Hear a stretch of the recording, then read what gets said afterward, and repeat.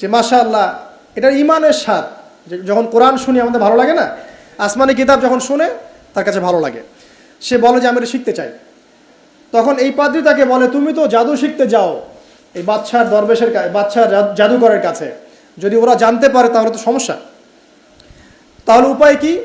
যখন তুমি ওখানে যাবে, যখন দেরি হয়ে যাবে তখন বলবে বাসার থেকে বের হতে দেরি হয়েছে, বাসার থেকে বের হতে দেরি হয়েছে। আর আমার এখানে বসে যখন বাসায় যাবে তখন বাসায় গিয়ে বলবে যে ওখান থেকে ওই যে জাদুকরের কাছ থেকে আসতে দেরি হয়েছে।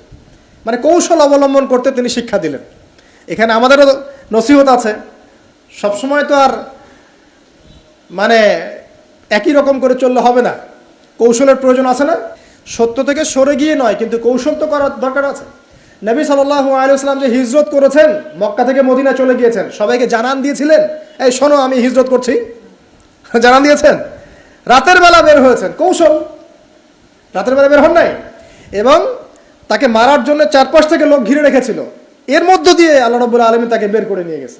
তিনি কি সবার সামনে ফেসবুকে জানান দিয়েছে এই দেখো আমরা বেরোচ্ছি?